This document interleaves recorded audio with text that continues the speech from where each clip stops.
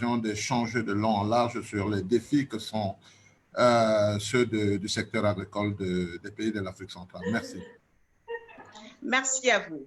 Avec nous également, nous avons donc notre interlocuteur de la RDC. J'ai nommé le docteur le docteur Gabriel.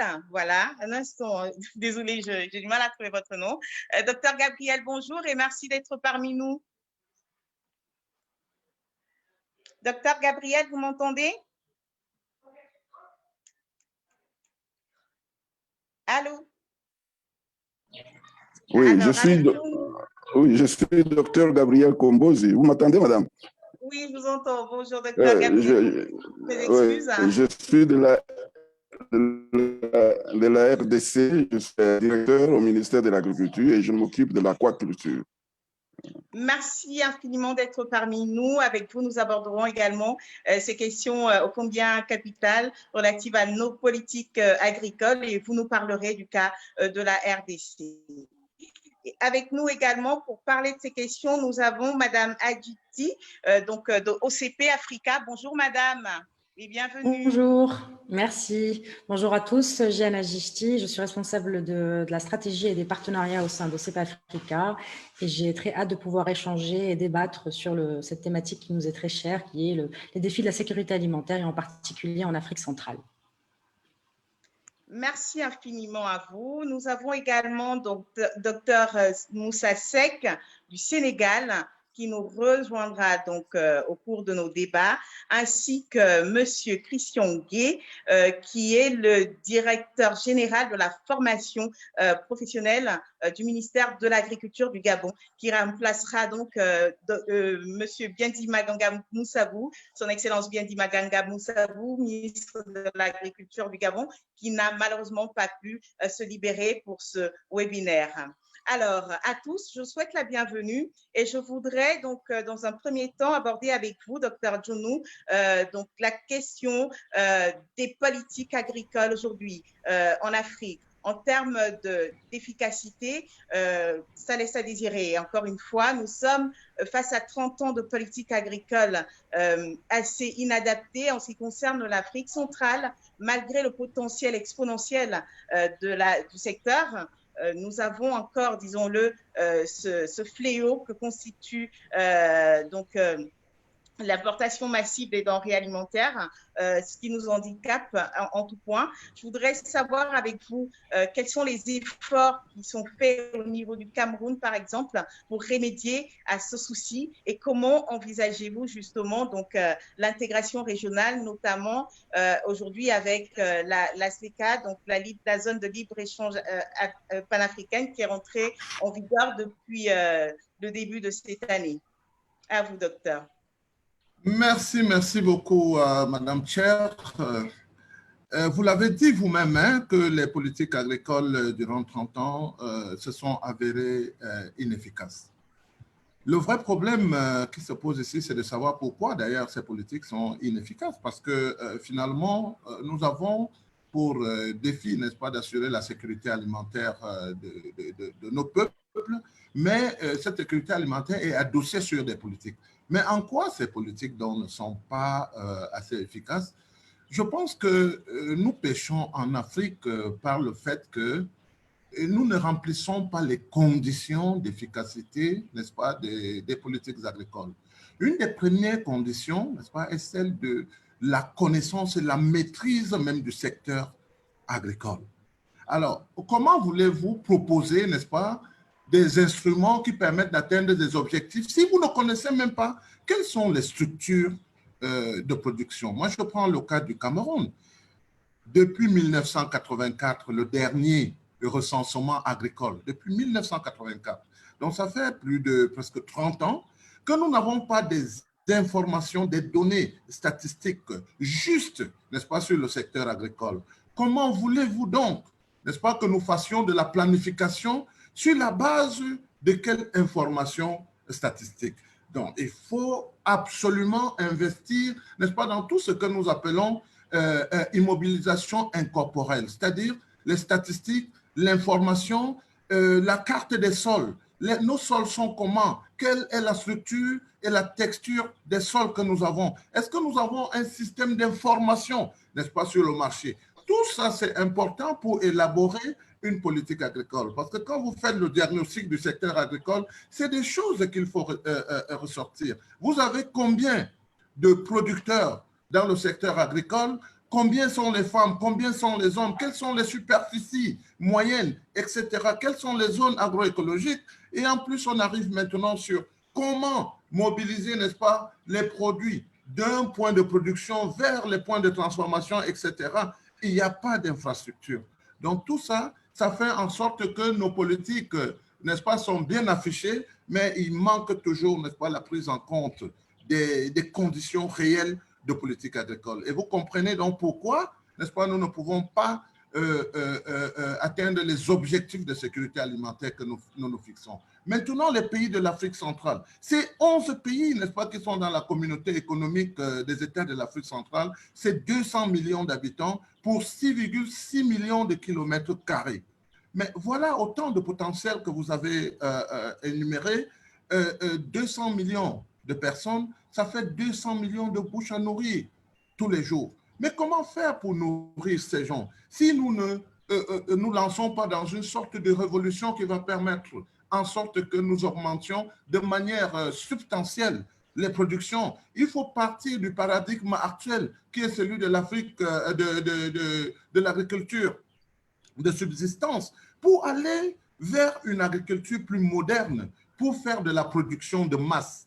Mais pour faire de la production de masse, il nous faut de la technologie, il nous faut des semences à haut rendement. Il faut bien que nous puissions connaître les fonctions de production, n'est-ce pas, de toutes les variétés que nous voulons mettre en place. Mais là encore, il s'agit d'investissements incorporels, des études microéconomiques, n'est-ce pas, sur les fonctions de production. Et on parle des fonctions de production maintenant pour arriver sur les fonctions d'offre. Ça veut dire que les politiques agricoles ne se concentrent pas seulement sur la production, mais c'est sur le marché. Comment vous voulez produire? Si vous produisez pour produire, mais on va très vite arriver dans les cas de surproduction qui vont poser des problèmes essentiels, n'est-ce pas, gestion du surplus. Parlons maintenant de la zone de libre-échange africain. Ça encore, pour moi, je ne suis pas pessimiste, mais je pense quand même qu'il y a beaucoup de travail à faire. Moi, je suis du Cameroun, je suis de la zone CEMAC, je suis de la zone CEAC. Mais comment voulez-vous intégrer les économies de l'Afrique si dans les sous-régions, les économies ne sont pas intégrées? Est-ce qu'il y a libre circulation? C'est-à-dire que le basique de l'intégration économique, c'est la libre circulation des biens et des personnes. Mais comment voulez-vous que le Camerounais qui vend son plantain ne peut pas aller au Gabon aussi simplement alors que nous sommes dans une zone d'intégration économique? Comment alors faire pour l'intégration économique de l'Afrique tout entière? Il faut des infrastructures de communication, des infrastructures routières qui manquent déjà cruellement à l'intérieur des pays. Moi, je crois que nous devons commencer la véritable intégration à l'intérieur même de nos propres pays, aller au niveau de la sous-région et avant de viser la région. Je ne dis pas, c'est bien d'avoir une ambition, c'est bien de savoir là où on veut partir, mais c'est bien aussi de se doter des moyens dont on a besoin pour aller. Vous avez parlé de financement tantôt. Oui, docteur, excusez-moi de vous couper. Nous reviendrons sur ces questions-là. Comme vous venez très bien de le stipuler, tout est à faire et c'est vraiment un constat alarmant. Mais simplement, j'ai une question pour tous. Est-ce qu'aujourd'hui, à l'heure où justement le monde entier est face à cette équation de la donne alimentaire mondiale, nourrir 9 milliards d'individus à l'horizon 2050, alors où l'Afrique elle-même a ce défi colossal de nourrir 2 milliards d'individus à l'horizon 2050, à l'heure où justement nous avons chaque année, en fait, des millions de jeunes Africains qui sortent des circuits de formation, mais de manière inadaptée. Pouvons-nous justement nous permettre d'avoir un tel retard structurel? Et ceci m'amène justement à interpeller Madame Adjidji. Voilà, bonjour Madame, bonjour à nouveau, sur justement la problématique relative non seulement à la structuration des valeurs pour pouvoir justement arriver à relever le défi, mais également en ce qui concerne la question de la jeunesse africaine. Comment rendre ce secteur attractif? Comment le valoriser? Parce que personnellement, je suis persuadée que celles et ceux qui opéreront le changement de la révolution agricole en Afrique, ce sont les femmes, ce sont les jeunes, mais également, bien entendu, en étroite collaboration avec les politiques et le secteur privé. Alors, Madame Adjidji, pouvez-vous nous entretenir sur la problématique des jeunes, l'emploi des jeunes et l'intérêt des jeunes, justement, par rapport au secteur agricole et agroalimentaire en Afrique subsaharienne? Merci, Madame Charlotte. Vous m'entendez bien? Je vérifie. Tout à fait. Super.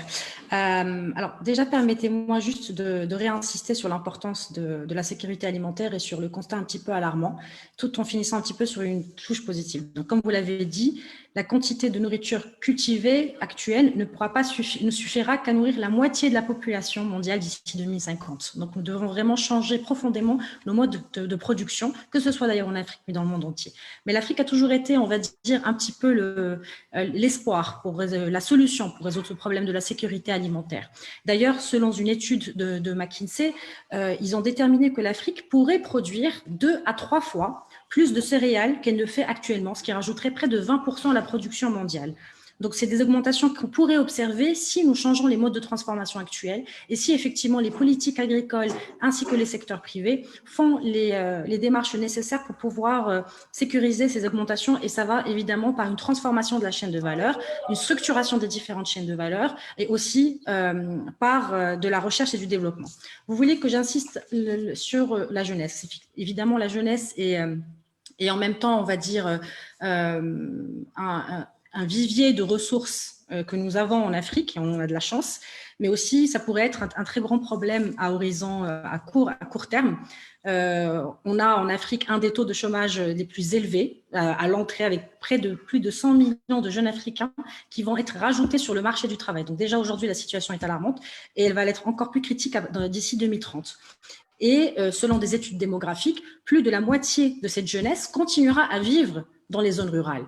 Donc, c'est très important pour nous de mettre en place un écosystème qui va permettre de sécuriser de l'emploi et de la création de valeur pour ces jeunes aujourd'hui. Mais la plupart de l'engagement des jeunes n'est pas là. L'âge moyen de l'agriculture africaine est de 60 ans. Donc, on ne peut pas résoudre cette équation si on a une population, on va dire, agricole et les fermiers qui arrivent à un certain âge et en même temps la jeunesse qui se désintéresse de l'agriculture. Donc, pour cela, il faudrait essayer de comprendre cette jeunesse et voir quelles sont les solutions qu'on peut leur proposer. Et selon une étude récemment faite par la Fondation Mastercard, qui a été faite aussi par des jeunes, le plus grand obstacle à une carrière dans l'agriculture pour les jeunes serait les compétences numériques et les techniques nécessaires qui vont les aider à rentrer dans le marché aujourd'hui. Donc, l'alphabétisation numérique est un must, on en parle, mais ça peut aussi être un levier de croissance aujourd'hui qu'on sous-utilise. Et on pense que l'agriculture peut avoir un bond en avant dans le développement agricole si on arrive à rattraper ce gap de connaissances et notamment de connaissances numériques aujourd'hui. Je peux vous donner quelques exemples de comment essayer d'attirer cette jeunesse dans le secteur agricole. Mais cette jeunesse, il faut l'accompagner, il faut l'aider, lui donner les moyens. Et notamment les moyens pour commencer. Vous êtes entrepreneur vous-même, vous connaissez les défis de l'entrepreneuriat et encore plus les défis de l'entrepreneuriat agricole aujourd'hui. La ferme, c'est une entreprise, même si ça reste une petite ferme, ça reste une entreprise où on peut créer de l'emploi, on peut créer de la valeur. Et donc, les fondamentaux pour pouvoir arriver à ça, évidemment, ça va par la formation, l'accompagnement technique, mais aussi sécuriser un écosystème qui permette d'avoir un marché pour ces jeunes. Il y a un programme que OCP a lancé récemment. Donc, pour ceux qui ne connaissent pas, OCP est un leader de la production d'engrais phosphatés, présent sur 12 pays en Afrique. Nous avons essayé de mettre en place des programmes spécifiques pour l'accompagnement de la jeunesse. L'un s'appelle Empowering African Youth, où on a essayé de les aider dans ce premier Kickstart en mettant en place des outils pour accompagner la distribution et le conseil agricole dans les fermes, et en particulier le last mile, ce qu'on appelle nous le last mile. Donc, on les dote de tablettes, on les dote d'un accompagnement d'outils qui vont leur permettre de conseiller les fermiers, et on les dote aussi de petits moyens au début qui leur permettront de commencer leur activité et de pouvoir sécuriser une certaine source de revenus. Mais ceci, la formation, l'assistance technique, n'est qu'une partie de la solution du problème. Le gros reste aussi de craquer les innovations technologiques qui vont ici permettre d'encore plus attirer cette jeunesse. Et il y a des programmes aujourd'hui qui sont de plus en plus ambitieux en Afrique, notamment on voit la naissance de plusieurs incubateurs et de plusieurs, on va dire, start-up qui permettent de non seulement... Oui, qui permettent non seulement de donner des accès aux innovations technologiques et ces innovations qui sont aussi parfois applicables et qui viennent aussi parfois de l'Afrique. Il ne faut pas l'oublier, il ne faut pas dénigrer aussi les possibilités d'innovation que nous avons sur notre continent. Le mobile money, maintenant qui commence à se généraliser, a connu un très, très grand succès d'abord en Afrique parce que ça a été une solution pour craquer le problème de la faible bancarisation que nous avons en Afrique. Et le mobile money a été cette innovation qui a permis aussi d'apporter l'accès à du financement, notamment dans les zones reculées. Donc voilà, le chantier est très, très important. Il faut insister sur la jeunesse, je précise, parce que sincèrement, ça peut être le principal driver, la principale, on va dire, moteur de la transformation agricole de demain. Et si on ne les attire pas, sachant encore une fois, je rappelle que l'âge moyen est de 60 ans, nous allons encore avoir un problème grandissant pour capter cette population dans les zones rurales et éviter qu'il y ait des mouvements massifs de population. Vous êtes en mute, Charlotte. Merci infiniment, Madame Majiti. Merci pour le rappel. Je vous confirme effectivement que la jeunesse agricole a pris son envol en ce qui concerne justement la conquête du secteur agricole et agroalimentaire en termes d'entrepreneuriat. On peut l'observer aujourd'hui avec l'émergence de l'agritech. On en parlera lors du second critique abordé dans cette discussion. Je voudrais dans un premier temps revenir au docteur Kombozi, docteur Kombozi, voilà, de la RDC. Vous êtes un expert sectoriel et vous êtes en poste également au ministère de l'Agriculture de la RDC. Revenons à ces politiques agricoles. Comment se fait-il qu'après des décennies, nous en soyons toujours à ce constat alarmant? Et qu'est-ce que vous, au niveau de la RDC, vous initiez justement en termes de politique pour accompagner les jeunes d'une part, mais aussi et surtout pour régler l'épineuse question du financement du secteur agricole et agroalimentaire? Bien, merci madame. Je venais de suivre les deux intervenants, le précédent. Je crois que vous me suivez, madame? Oui, on vous entend très bien. Allez-y, docteur. Oui, je disais que je venais de suivre les deux premiers intervenants. Je crois que je ne reviendrai pas sur un certain nombre de choses qu'ils ont déjà dites ici, hein, notamment pour ce qui est des statistiques agricoles, pour ce qui est de politique générale de l'agriculture. Mais moi, je voudrais plutôt aller un peu plus loin en amont pour parler de ce qu'a été l'agriculture pendant la colonisation. Comprenez? On ne peut pas inventer la roue. Pendant la colonie avait placé des systèmes tels que les paysans étaient responsables de la production au niveau du milieu rural. Les terres étaient distribuées par rapport à des capacités retenues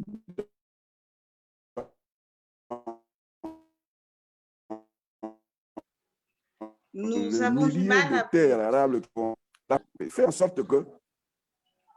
Oui, docteur, nous avons du mal à vous saisir. Faut-il que je... Oui, allô, docteur? Oui, faut-il que je parle un peu plus fort ou comment? J'ai le sentiment que c'est un petit souci de connexion, mais allez-y. Là, ça a l'air de passer.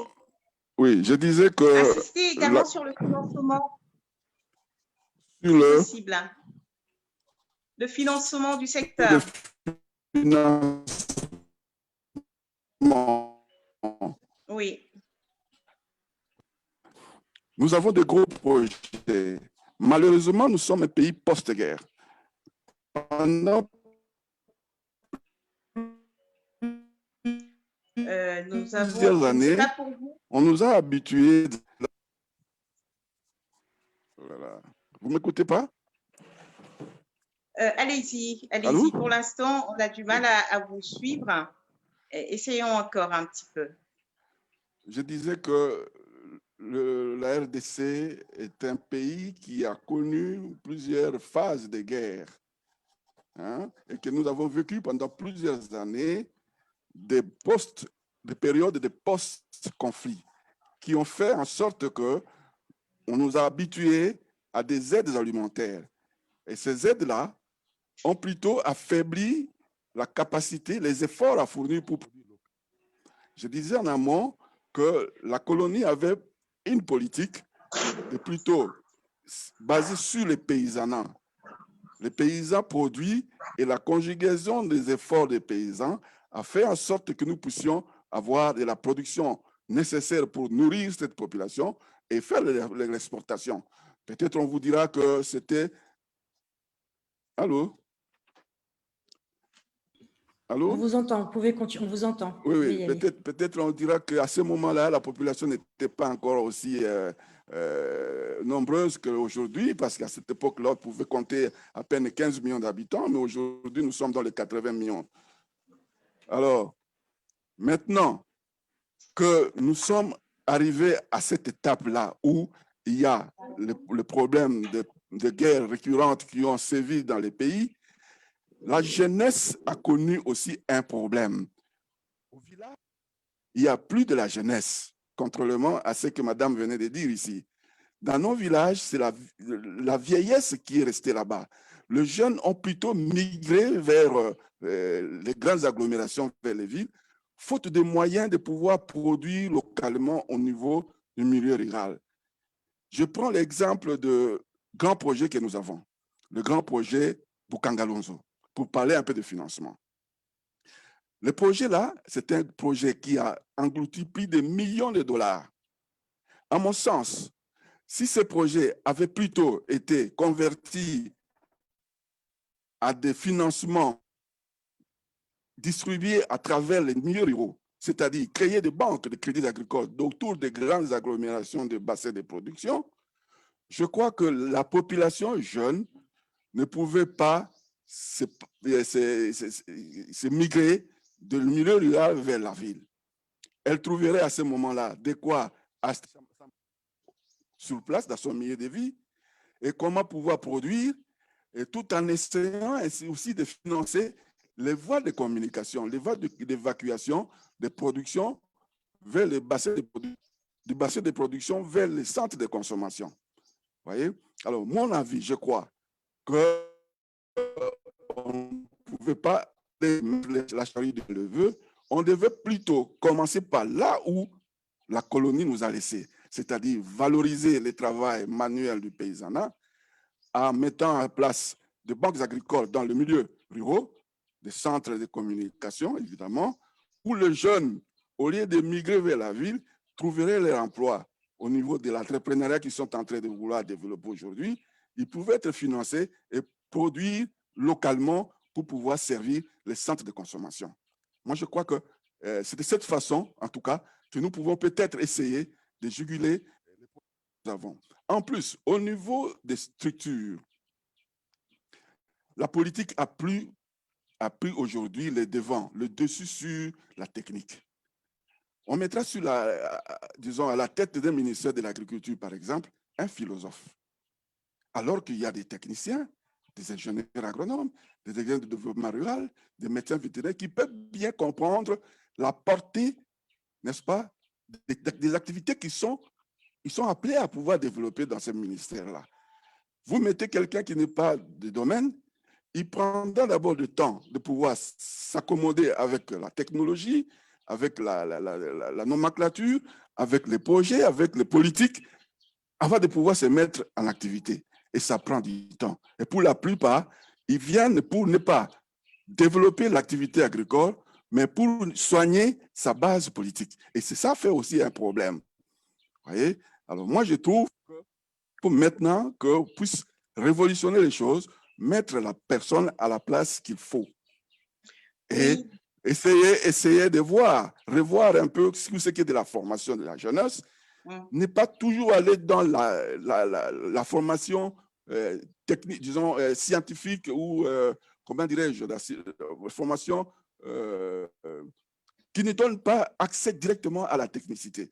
Moi, je voudrais plutôt qu'on puisse former les gens, la jeunesse, sur la technologie, comment utiliser les semences, comment il faut labourer, comment il faut s'aimer. Donc, la technologie de base au niveau du secteur agricole. Les auxiliaires vétérinaires, il faut les former, comment ils peuvent vacciner, comment ils peuvent soigner les bêtes.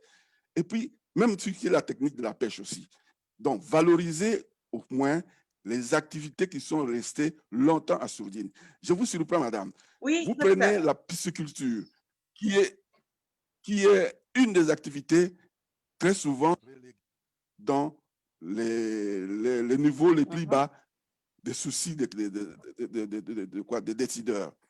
Alors que, je ne vous apprends rien, ce que nous avons consommé depuis plus de 10 ans aujourd'hui en RDC, des poissons que nous consommons, ce n'est pas des poissons de la pêche. Ce n'est pas des poissons de la pêche. Parce que quand vous prenez un carton de poissons chinchard qu'on vend chez nous ici, vous les dépiécez, vous trouvez environ 80 ou 100 poissons, tous de même taille. Est-ce qu'il y a-t-il un fleuve, un lac, une rivière oui, en Afrique centrale où vous jetez votre filet et vous ne récoltez que 10 tonnes ou 5 tonnes de poissons qui auront la même taille? Non, il n'y en a pas. Merci infiniment. Il y a la pisciculture qui doit être développée pour pouvoir faire face à la carence de protéines animales que nous avons, à part les gros bétails, les caprins, les poulets que nous pouvons aussi développer. Merci à vous, docteur.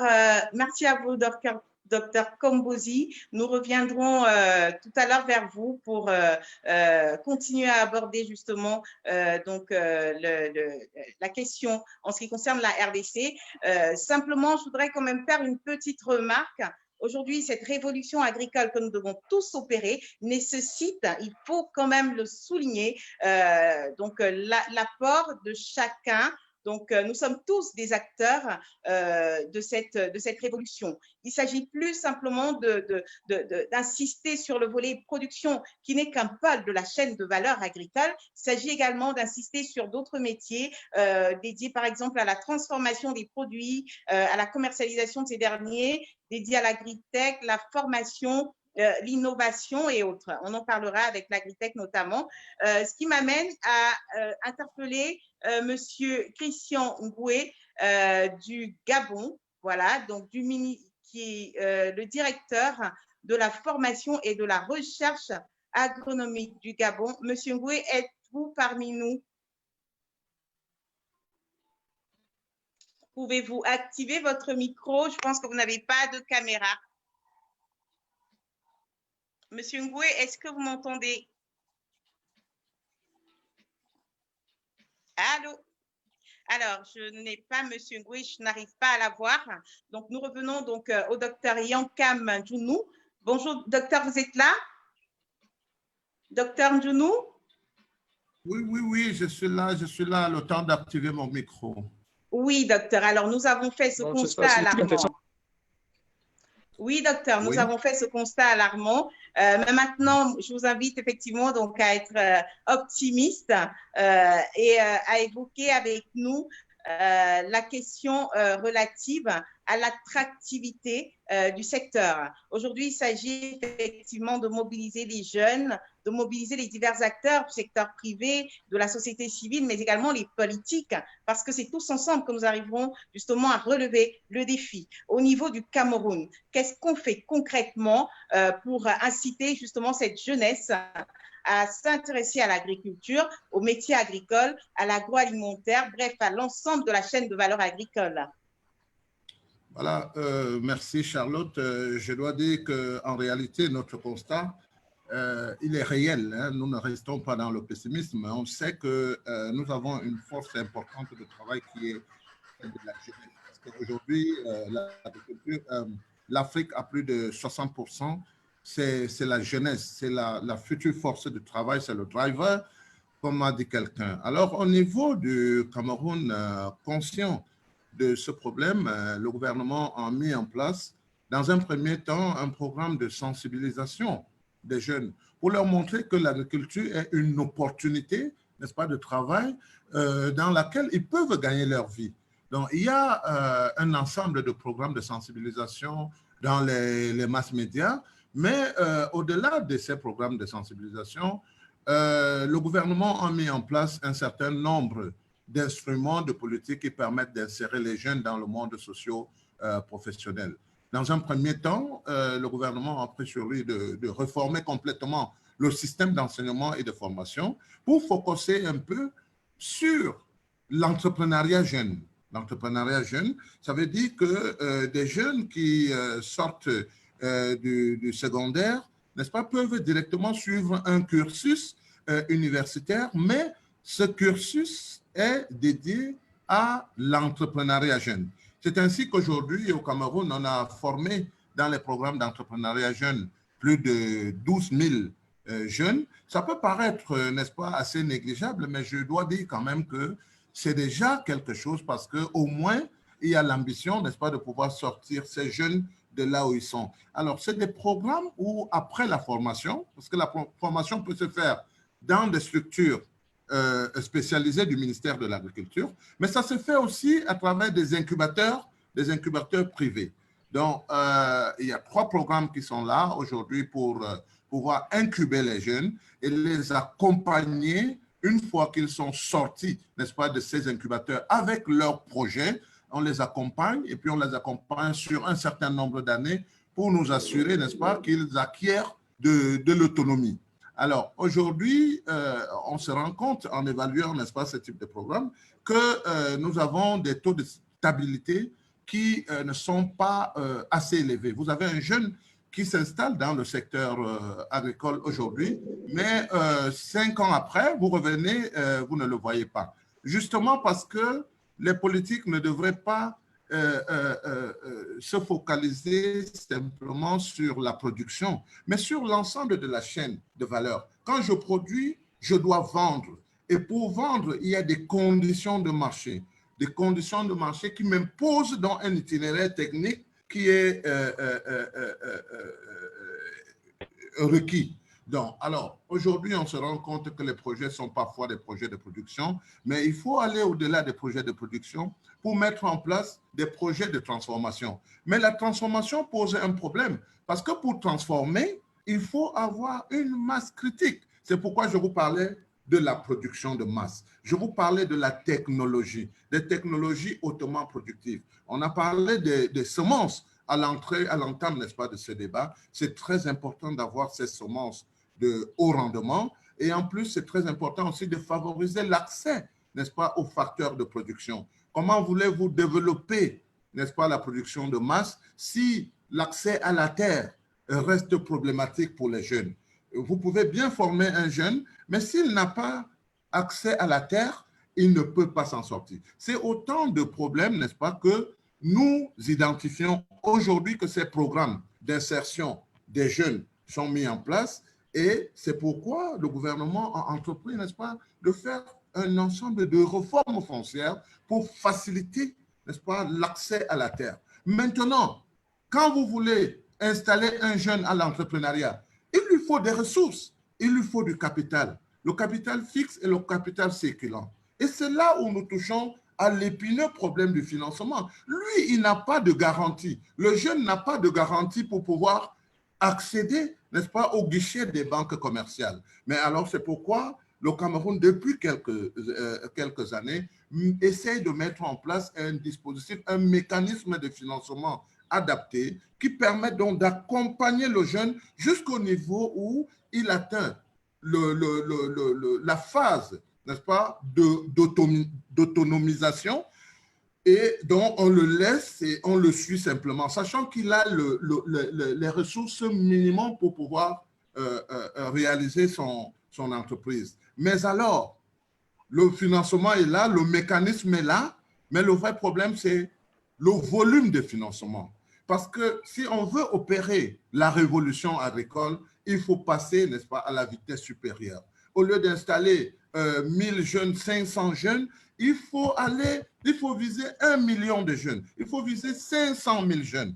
Et du coup, on a des problèmes de volume de financement. Vous savez que nos États, n'est-ce pas, souffrent toujours de manque de ressources, surtout ces derniers temps avec le Covid-19 et avec toutes les priorités qui sont celles de l'État, ce n'est pas toujours facile. C'est pourquoi nous luttons tous les jours pour qu'au moins les déclarations de Maputo et même de Malabo soient, n'est-ce pas, respectées, pour qu'au moins 10% des budgets nationaux soient consacrés, n'est-ce pas, à l'agriculture. Voilà en gros pour ce qui est de l'intégration des jeunes, n'est-ce pas, ce que le gouvernement fait. Et en plus maintenant, il faut améliorer le cadre de vie en milieu rural. Un jeune qui est habitué à regarder la télé, avoir accès à Internet, à faire son mobile money, mais vous lui dites d'aller produire, il est d'accord, il a un projet, mais il va aller en milieu rural. Si le soir, il ne peut pas avoir de l'électricité pour regarder sa télé, s'il ne peut pas charger son téléphone, alors ça cause problème. Donc je crois qu'il y a tout cet ensemble de mesures d'accompagnement qui permettent d'améliorer le cadre de vie en milieu rural pour que celui, le jeune qui est en milieu rural, n'envie pas celui qui est resté en ville. Et c'est autant de programmes qui nécessitent vraiment non seulement beaucoup de ressources financières, mais aussi une volonté politique, parce que là, il faut sacrifier certaines priorités, n'est-ce pas, pour mettre un accent important sur un secteur d'entraînement, un secteur moteur de l'économie qui est celui de l'agriculture. Merci infiniment, Dr Yankam Djono. Effectivement, la question du financement des entreprises portées par nos jeunes qui, malgré les difficultés, se lèvent, entreprennent avec souvent énormément d'innovation. Ce qui nous amène du côté du Gabon. Nous retournons chez Monsieur Christian Ngué. Bonjour Monsieur Ngué, pouvez-vous activer votre micro et votre caméra afin de pouvoir nous éclairer sur la stratégie mise en œuvre au niveau du Gabon pour l'accompagnement des jeunes dans le domaine de l'entrepreneuriat agricole. Êtes-vous là, Monsieur Ngué? Bonjour, Madame. Monsieur Ngoué malheureusement n'est pas disponible ce matin. Il a également eu un souci. Mais pour l'occasion, j'aimerais quand même porter un peu la voix du Gabon en tant que directeur de cabinet du ministre de l'Agriculture. J'aimerais dire quelques mots sur ce qui se dit au cours de cette rencontre. Je voudrais bien sûr modérer un peu le pessimisme qui anime les uns les autres sur la situation alimentaire de l'Afrique centrale. Il faut d'abord rappeler, que l'Afrique centrale est dans un contexte particulier avec une évolution économique. Ce sont des pays qui ont d'abord basé leur économie sur l'extraction des matières premières, l'or, le pétrole, le bois, etc., où effectivement à l'époque, il était très facile de générer des devises. Et puis bien sûr, avec ces devises, on pouvait donc régler le problème alimentaire, s'acheter des aliments à l'extérieur. Aujourd'hui, on se rend bien compte que cette facture est de plus en plus lourde et que le modèle suivi n'est pas viable. Et bien sûr, tous les gouvernements sont conscients de cela dans notre sous-région. Et c'est effectivement, il y a beaucoup d'initiatives qui sont prises, que ce soit au niveau de l'Union africaine, mais également au niveau de la sous-région, au niveau de l'Afrique centrale, où nous avons donc une politique agricole commune qui a été adoptée au niveau de la CAC. Et nous avons au niveau des un certain nombre d'initiatives qui vont donc dans le sens de la prise de conscience donc de la nécessité donc de produire ce que nous mangeons en Afrique centrale. Effectivement, à l'endroit des jeunes, beaucoup d'initiatives, comme je le disais, sont lancées au Gabon notamment. Nous avons l'initiative des classes vertes qui consiste donc à intéresser les enfants dès le bas âge dans les écoles à l'activité agricole. Nous avons également la réforme de la formation professionnelle agricole qui est mise en œuvre avec la mise en place d'un certain nombre de certificats, la formation en alternance, etc. Donc, beaucoup d'initiatives sont mises en place donc, pour encourager la jeunesse à s'orienter vers le secteur agricole. Donc, pour nous, en fait, il y a beaucoup d'espoir. Donc, l'espoir repose effectivement sur cette jeunesse qui est nombreuse, de plus en plus qualifiée également. L'espoir repose également sur notre potentiel. Nous avons des terres, beaucoup de terres riches et qui sont en réalité disponibles. C'est dans ce cadre-là que le Gabon s'apprête effectivement à lancer dans quelques jours un vaste programme de mise à disposition des terres agricoles au niveau des investisseurs, que ce soit étrangers ou au niveau national. Donc, pour ma part, je vais donc modérer ce pessimisme et dire que plutôt, moi, je pense qu'on est sur la bonne voie en réalité. On est sur la bonne voie, on va y arriver. Tout le monde est conscient, la jeunesse est consciente, tout le monde est conscient et que je crois qu'il n'y a pas de raison de verser dans un pessimisme exagéré. Donc, voilà les choses qui se font. Oui, monsieur le secrétaire général, je suis ravie de vous voir en ligne. Merci infiniment pour votre excellente intervention. Signalons effectivement que le Gabon a fait de nombreux efforts pour justement relever son agriculture. Signalons que l'agriculture aujourd'hui est en première ligne au plus haut niveau, donc en ce qui concerne justement le Gabon. Par rapport à cela, je voudrais que nous avons en ligne, insister sur la question des importations massives de denrées alimentaires dans nos pays. Toute l'Afrique centrale est concernée. J'ai vu qu'au niveau du Gabon, effectivement, vous avez fait un certain nombre d'efforts, notamment en ce qui concerne le secteur de la pêche. J'aimerais savoir, vous avez également mis l'accent sur la distribution, sur le pôle distribution avec la Sotrader, qui aujourd'hui accompagne, que ce soit au niveau rural, urbain. Bravo pour ces efforts. J'aimerais savoir si c'est suffisant, alors même où nous avons effectivement donc, la possibilité de développer nos échanges intracontinentaux qui, signalons-le, s'élèvent à peu près 16%. Voilà, c'est largement insuffisant. Comment, quelle stratégie mettre en place? Quelle stratégie est-ce que le Gabon met en place pour favoriser justement les échanges dans ce domaine-là avec des pays comme le Cameroun, comme le Tchad, comme le Congo, pardon, comme la RDC, parce que chez les uns et chez les autres, on a énormément de choses à apprendre et vice-versa, bien entendu. Et je sais que cela fait partie de votre agenda également. Tout à fait, madame. Effectivement, nous sommes conscients donc de ces importations massives qui viennent plutôt des zones un peu plus éloignées, donc hors sous-région.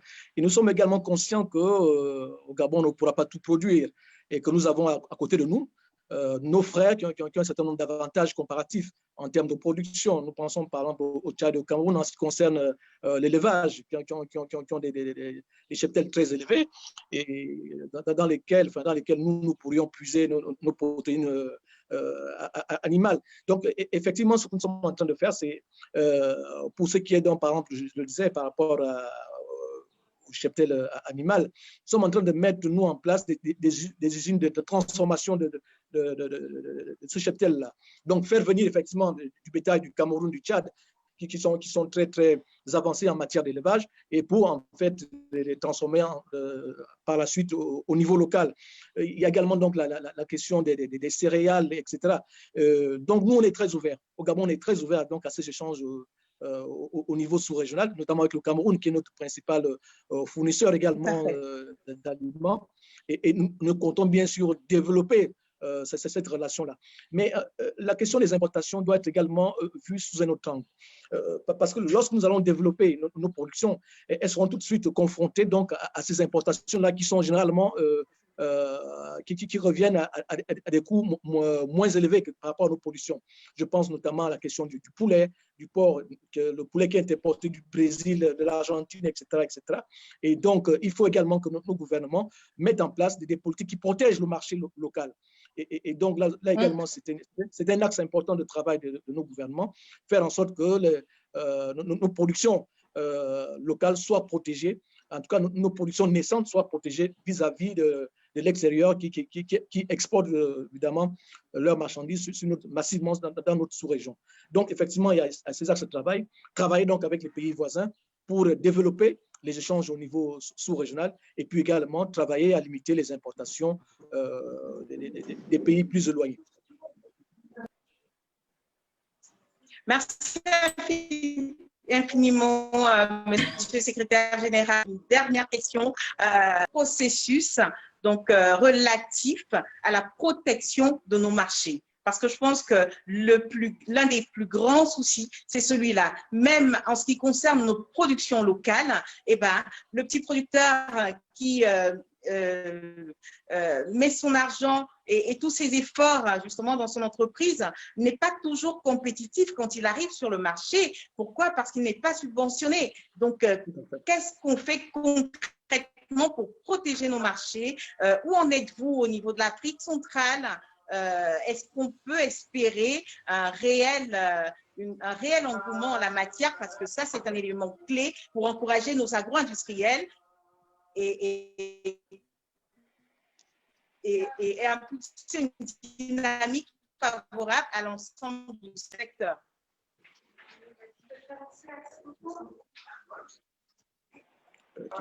Nous t'avons perdu. Vous m'entendez, monsieur le secrétaire général? Oui, je suis là, effectivement. Alors, oui. nous avons perdu le secrétaire général. Non, je suis là, Du ministère de l'Agriculture du Gabon. Nous revenons à vous, Madame Adjiti. Merci Charlotte. J'avais justement un petit commentaire par rapport à la présentation de Monsieur le Secrétaire général.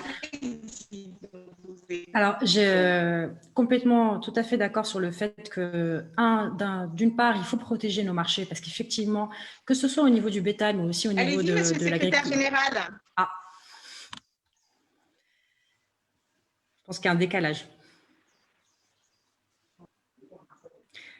Je continue si ça vous va ou vous donnez la main, monsieur le secrétaire général? Retour, monsieur Telamagiti. Puis continuer, on le prendra plus tard. D'accord. Ok.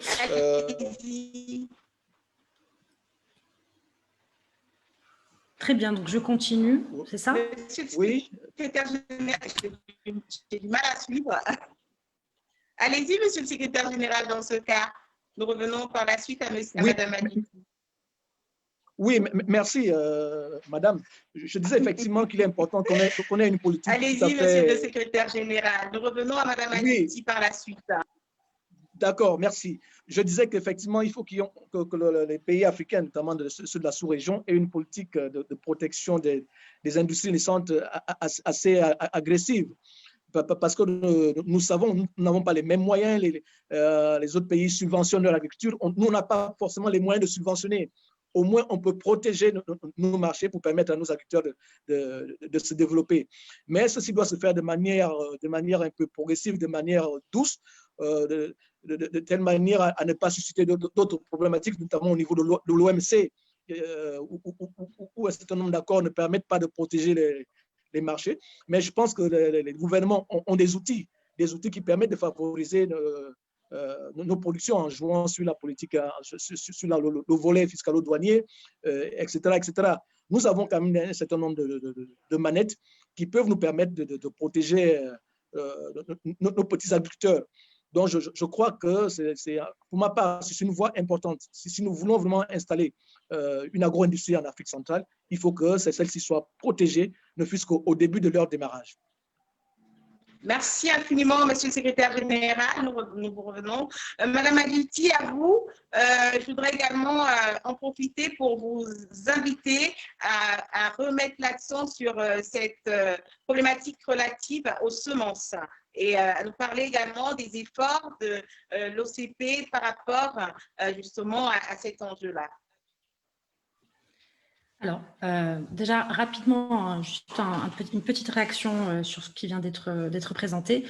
En effet, c'est très, très important de pouvoir protéger. Je pense qu'on a tout de même une marge de manœuvre parce que pour mieux protéger nos marchés aujourd'hui, comme ça a été précisé par ailleurs, nos marchés subissent la compétition, on va dire, de produits qui sont beaucoup plus compétitifs et qui sont, on va dire, ce n'est pas une compétition qui est fair, comme on dit en anglais, parce qu'ils ont des subventions, mais aussi parce qu'ils ont un système de production, de productivité qui est plus important. Donc, même s'il n'y avait pas les subventions, de fait, ils sont beaucoup plus, par les effets d'échelle, beaucoup plus compétitifs. Et il n'y a pas que ça comme souci, il y a aussi le souci de qualité.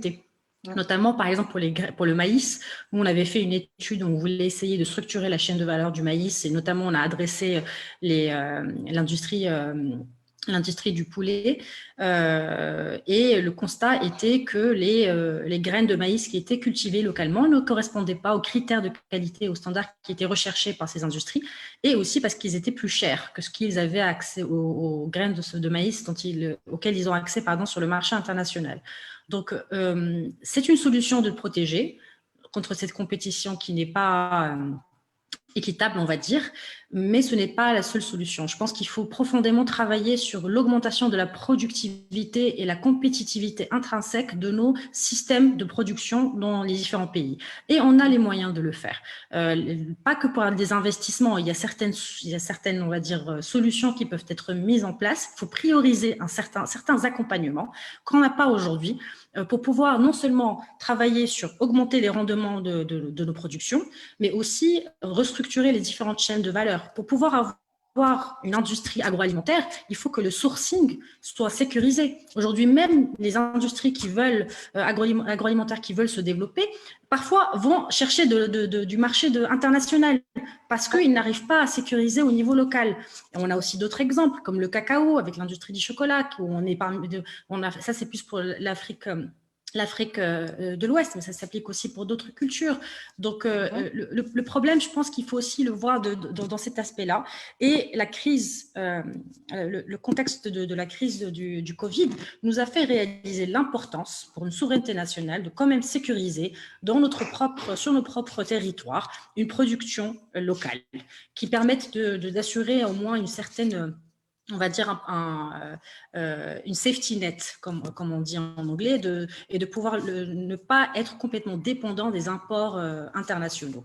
Et comment, vous allez me dire, comment améliorer la productivité ou intensifier la productivité au niveau local. Bon, déjà, il y a la partie engrais. Donc, OCP est un producteur international d'engrais phosphatés, et c'est notre secteur d'activité. Vous avez parlé des semences également.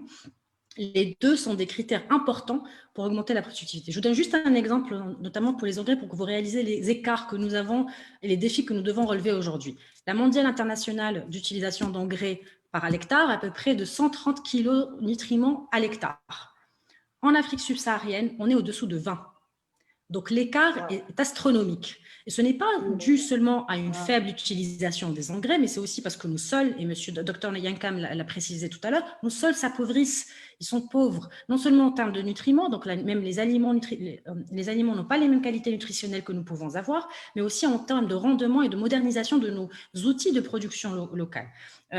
Donc, je me permets d'insister de ça et aussi de parler des semences. Les semences sont un vrai levier d'augmentation de la productivité, mais c'est un tout. Avoir les engrais sans les bonnes semences, c'est comme mettre de l'eau dans du sable. Avoir des bonnes semences sans les engrais, pareil. Et l'irrigation également. Nous avons des vraies ressources naturelles en eau qui sont mal utilisées ou peu utilisées et qui pourraient du coup vraiment contribuer à une augmentation réelle des rendements. Et indépendamment de ça, je voulais aussi parler d'un autre aspect qu'on n'a pas abordé aujourd'hui, qui est les effets des changements climatiques. Et on est dans un contexte changeant tout le temps en Afrique, en particulier. Oui, bien sûr. Et aujourd'hui, malheureusement, parfois, on s'oriente vers des cultures qui ne sont pas les cultures les plus adaptées au contexte dans lequel on vit, en particulier au contexte africain. Et je pense qu'il faudrait aussi avoir cet éveil aujourd'hui et pas seulement rechercher des semences qu'on pourrait trouver, des semences à haut rendement qu'on pourrait trouver à l'étranger. D'ailleurs, l'Afrique, en particulier pour certains pays, ont réussi à protéger un petit peu les semences, une protection des semences notamment sur le riz ou avec le travail que fait Africa Rice et d'autres institutions internationales. Mais on devrait aussi regarder et promouvoir les cultures historiques, par exemple, qui sont plus adaptés à nos contextes et qui sont aujourd'hui un petit peu délaissés et qui sont non seulement à faible teneur en eau, mais aussi riches en minéraux pour l'Afrique et qui permettraient de lutter contre les mauvaises nutritions et remplacer, par exemple, les importations de riz, qui est un vrai fléau aujourd'hui que nous avons, et aussi les importations de blé en Afrique du Nord. Donc, il y a des exemples récents, notamment lors du contexte de la pandémie Covid-19, notamment sur des pays tels que le Burkina Faso, ils se sont retournés vers des cultures vivrières telles que le manioc, le plantain et l'igname, et ça a permis de manière non intensive déjà de sécuriser un certain niveau une utilisation limitée, on va dire, de produits, d'avoir une certaine productivité. Donc voilà, c'était un petit peu, je voulais qu'on aborde ce sujet parce que le climat et le changement et le dérèglement climatique a un impact aujourd'hui, et les challenges qu'on est en train de rencontrer risquent d'être encore plus importants dans les années à venir. L'action d'OCP, en particulier sur la structuration des chaînes de valeur, donc on a compris que travailler sur les engrais n'était pas suffisant, surtout sur un marché qui doit se développer encore aujourd'hui. Donc, on fait des partenariats avec des producteurs de semences, on fait des partenariats avec des producteurs de produits phytosanitaires également, mais on essaie aussi d'apporter une solution plus holistique, avec une approche, on va dire, chaîne de valeur agricole, où on essaie de mettre autour des fermiers et des organisations de fermiers un écosystème qui lui permet d'avoir accès à tous les produits et les services de bonne qualité. Et notre ambition était de prouver que si le fermier a accès à des bons produits de qualité, parce que ce n'est pas toujours le cas aussi, on n'en parle pas assez, mais on a aussi des problèmes de sécuriser, que ce soit des engrais ou de semences qui soient de qualité utilisés correctement, mais aussi accès à du financement, accès à de la formation tout au long de l'année. Mais comment est-ce qu'on arrive à sécuriser ça? Si on a un marché, le fermier est un agent économique rationnel. Il ne va pas investir dans une ferme s'il n'y a pas d'intérêt ou s'il n'y a pas un marché où il peut écouler, on va dire, son surplus de production. Donc, je pense que c'est très important aussi de penser un peu plus en chaîne de valeur, de sécuriser les marchés d'abord et de lier le fermier à ce marché. Grâce à ce marché qui est sécurisé, on a un collatéral. On est parti voir des institutions de microfinance pour pouvoir donner accès aux fermiers au crédit. Grâce à ces crédits, ils ont pu avoir accès à des packages de produits. Donc, ça, c'est ce qu'on appelle chez nous l'AgriBooster. Donc, c'est un programme qu'on a lancé il y a 3 ans aujourd'hui. Depuis qu'il a été lancé, on a pu bénéficier de près de 600 000 fermiers sur plusieurs pays africains. Et le fait d'avoir, donc OCP pour l'engrais, mais aussi les autres acteurs, d'avoir les institutions financières autour de la table, d'avoir les agrégateurs et les off-takers autour de la table également, et de pouvoir essayer de monter ensemble cet écosystème, on a des augmentations de rendement spectaculaires dans certains pays, jusqu'à plus de 100% pour le riz ou pour le maïs, parce que le fermier, quand on l'accompagne et qu'on l'aide, et tous les acteurs de la chaîne de valeur en bénéficient. C'est-à-dire que ce n'est pas que de l'argent qui est perdu, c'est un investissement, mais c'est un investissement à plus long terme. Et je pense qu'il faudrait aussi favoriser de plus en plus ce type de partenariat privé-public, parce que le problématique qu'on est en train de régler est une problématique qui nous dépasse tous et qu'on a besoin aussi de faire des partenariats pour essayer de résoudre ensemble ce problème. Donc, c'était un petit peu ma petite contribution. Merci infiniment, très chère Madame Aditi, très belle contribution. Nous retournons maintenant chez Dr Kombozi pour revenir donc à notre paysannerie que vous connaissez très bien, donc à partir de vos analyses.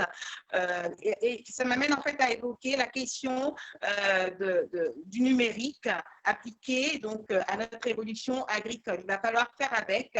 Et aujourd'hui, l'agritech a pris justement un essor incroyable et nous permet justement d'œuvrer de plus en plus pour l'émergence de notre agriculture. J'aimerais savoir si en RDC, avec justement les groupes avec lesquels vous travaillez, vous avez intégré le numérique comme étant un outil incontournable pour relever le défi de notre transformation agricole. Oui, madame, merci pour la parole encore une fois. Je voulais peut-être relativiser un peu les propos de notre collègue du Gabon qui indexe le pessimisme que nous avons juste là démontré dans nos interventions. Moi, je crois que ce n'est pas du pessimisme, c'est de la réalité que nous voulons bien étaler. Il ne faut pas que nous se voit la face. Hein? On parle de la compétitivité entre la production locale et les importations. C'est comme si nous mettons en face deux armées qui sont malheureusement pas de la même, qui n'ont pas malheureusement les mêmes armes. Voyez? De l'autre côté, les importations, ce sont des produits subventionnés.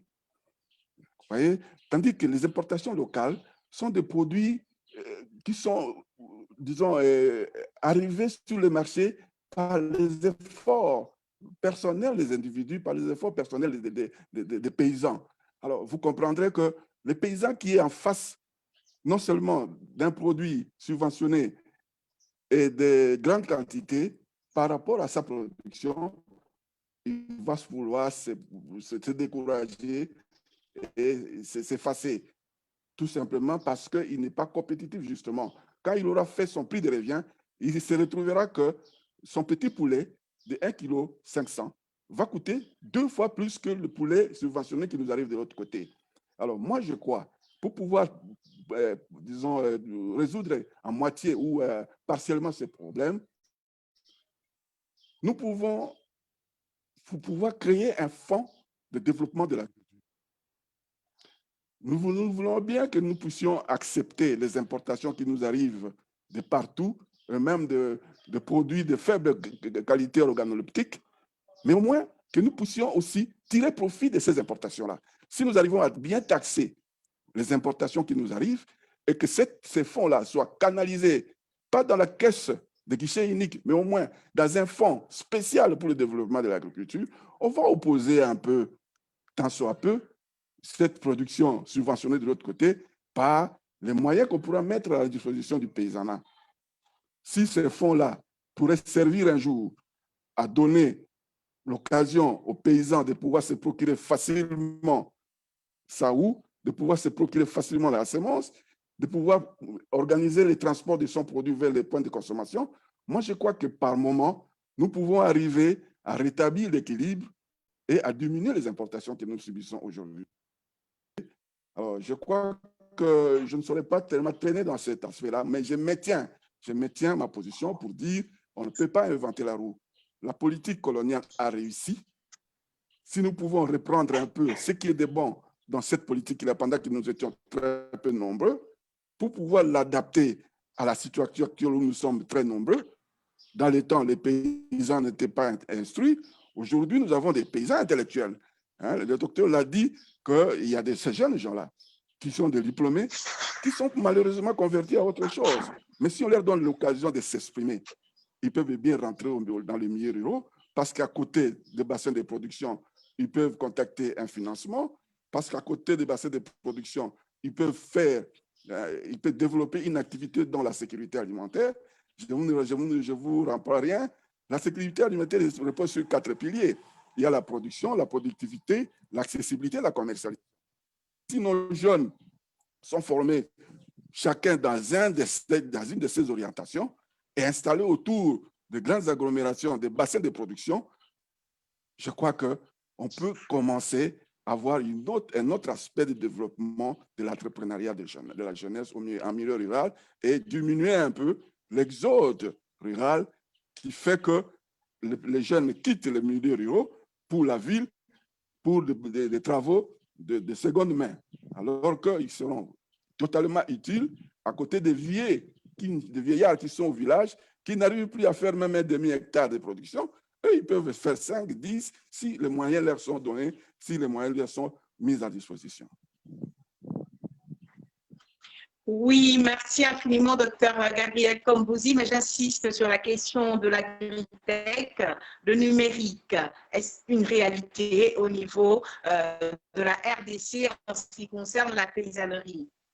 Avez-vous intégré le numérique dans vos politiques comme étant un outil justement permettant aux uns et aux autres d'impulser une dynamique favorable à l'émergence du secteur? Oui, exactement. La numérique n'est pas une option à écarter. C'est tout à fait normal que quand le jeune est formé, il faut qu'il soit formé totalement. Que quand il sort de cette formation, il peut de pouvoir maîtrise et de pouvoir l'amener à des résultats qui sont palpables, qui sont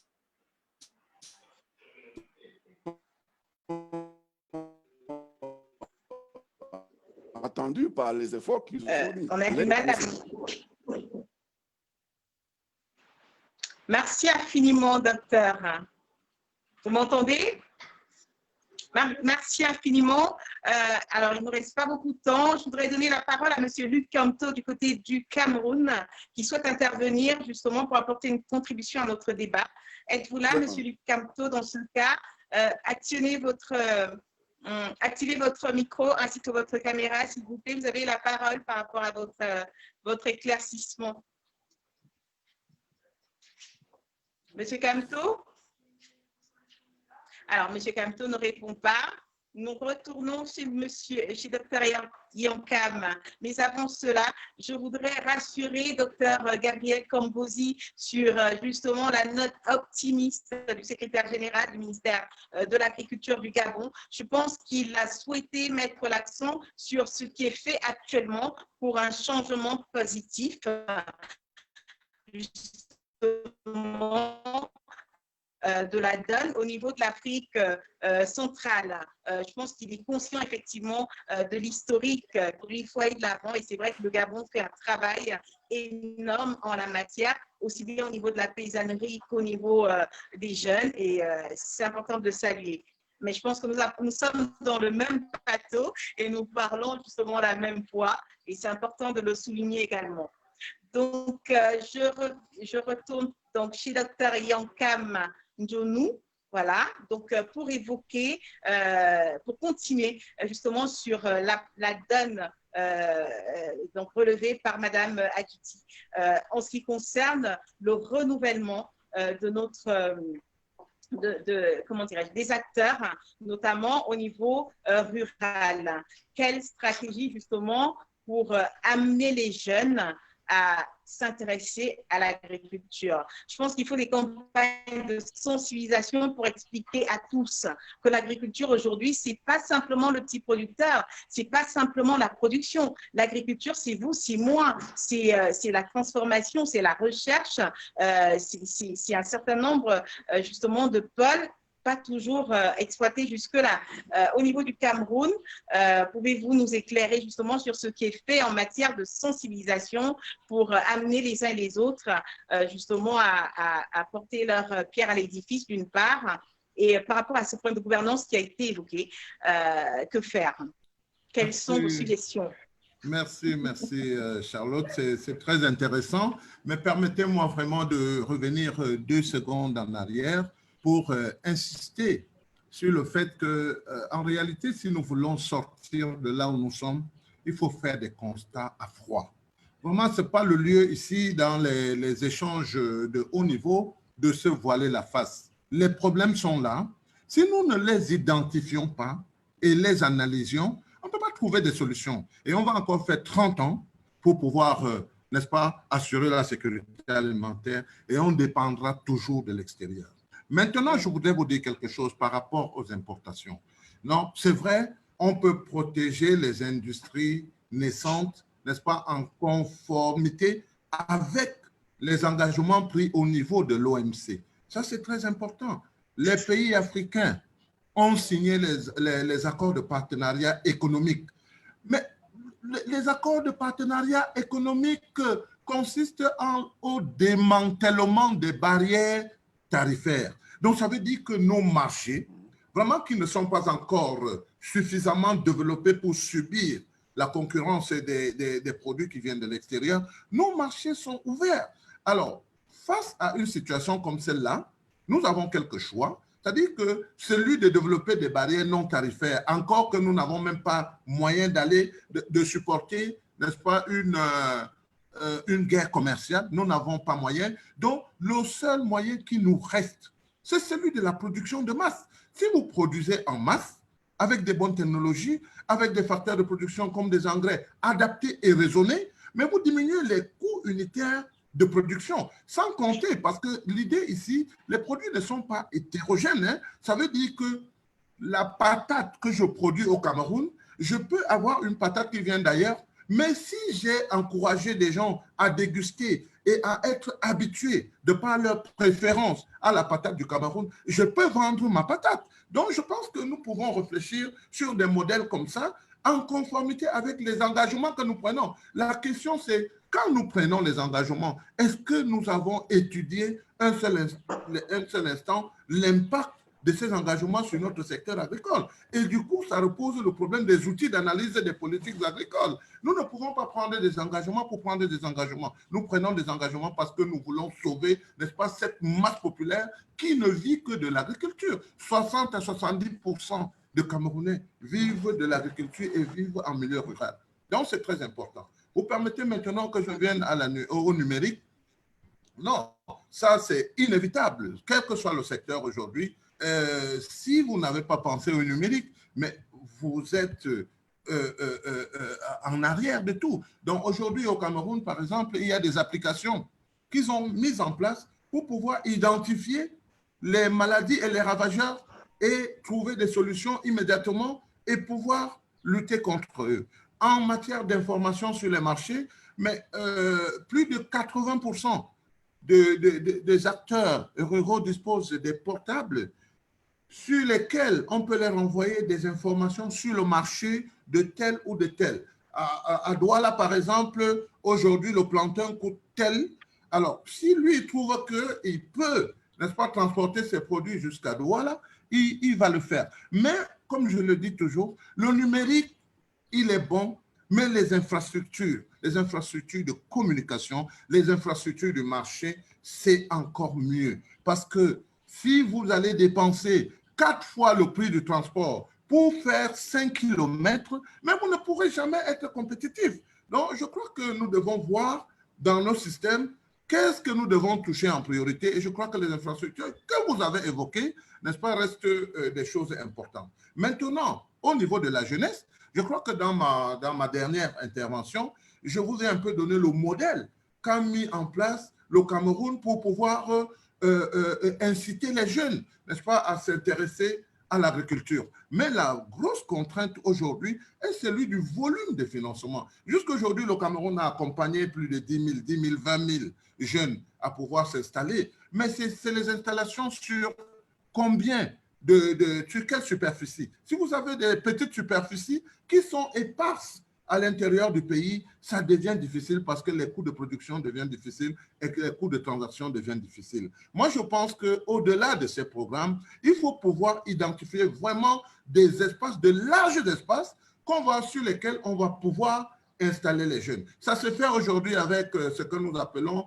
le programme d'appui à l'installation des jeunes, mais ça reste toujours des petites superficies. On ne peut pas faire de l'agriculture de masse avec des superficies aussi petites. Je suis d'accord, je suis très d'accord que pour faire la production de masse, il nous faut avoir accès à la technologie, à la bonne semence, il nous faut avoir accès. Mais il faut qu'on commence à comprendre que nous devons substituer le travail par le capital. C'est important. Si vous ne mécanisez pas votre activité, comment voulez-vous avoir des rendements que nous avons ailleurs? Nous avons le maïs au Cameroun. On fait 2 tonnes à l'hectare. Mais le maïs qui vient du Zimbabwe, il est à 8 tonnes à l'hectare. Celui qui vient de l'autre côté est à 12 tonnes à l'hectare. Quelle est la demande, n'est-ce pas, que nous voulons satisfaire à travers notre offre? C'est ça aussi qui est important. Madame parlait tantôt du maïs qui n'était pas adapté à l'alimentation de la volaille. Mais si nous avons un marché des provendiers, si nous pouvons approvisionner les provendiers, il faut bien qu'on sache quelle est la variété de maïs qui est importante pour pouvoir leur permettre de faire des bénéfices. Et ça, ce sont des questions de politique agricole. On revient là-dessus, et c'est pourquoi je vous ai dit, la politique agricole n'est pas seulement concentrée sur le maillon de la production. Non, une politique agricole doit balayer l'ensemble de la chaîne de valeur. Et nous avons un manque de coordination de nos politiques parce que ceux qui décident des prix, par exemple au Cameroun, c'est le ministère du Commerce. Et celui qui décide de la production, c'est le ministère de l'Agriculture. Mais comment le ministère de l'Agriculture peut-il influencer sur les prix ou sur les instruments? Il faut qu'il écrive au ministère des Finances, que le ministère des Finances mette cela dans la loi des finances. Mais entre-temps, ce sont des instruments qui permettent de réagir immédiatement au choc. Donc moi, je pense que nous revenons là, le cœur du problème ici, c'est celui de la politique agricole. La politique agricole qui doit être large, la politique agricole qui doit couvrir l'ensemble, n'est-ce pas, de la chaîne de valeur et non pas rester uniquement sur la production. Mais pour cela, nous ne demandons pas que le ministre de l'Agriculture gère l'ensemble de la chaîne de valeur, mais il faut une coordination importante pour que la politique agricole telle que libellée, mais soit le fait, n'est-ce pas, d'une fédération, d'une synergie entre les différentes institutions qui s'occupent de l'agriculture. Madame, si vous n'avez pas formé des banquiers, comment voulez-vous des banquiers spécialisés dans le financement du secteur agricole? Comment voulez-vous faire développer l'agriculture? Ça va être difficile parce que, comme je l'ai dit, les banques commerciales ne peuvent pas financer l'agriculture. L'agriculture, c'est un secteur extrêmement risqué. Et quand on est dans les environnements comme ça, où les bassins de production sont complètement enclavés, comment faire pour les sortir de là? Moi, je pense que c'est des questions de politique. Et on peut réussir Mais pour réussir, il faut faire un bon diagnostic. Une fois de plus, ce n'est pas du pessimisme, c'est de se regarder dans la glace et comprendre que oui, moi j'ai une blessure à la joue et se dire d'où vient cette blessure et comment je peux faire pour éviter cette blessure demain. Ce n'est pas du pessimisme, c'est simplement qu'il faut que nous prenions en main la réalité des choses. Et tant que nous n'aurons pas pris la réalité des choses, on n'avancera pas. Vous m'avez peut-être interrompu tout de suite quand je parlais de la zone de libre-échange africain. Mais moi, je vous dis, pourquoi vous voulez aller dans une intégration régionale quand au niveau de la sous-région, vous ne pouvez pas vous intégrer? Comment? Quand je pars du Cameroun pour aller au Congo-Kinshasa, je passe par où?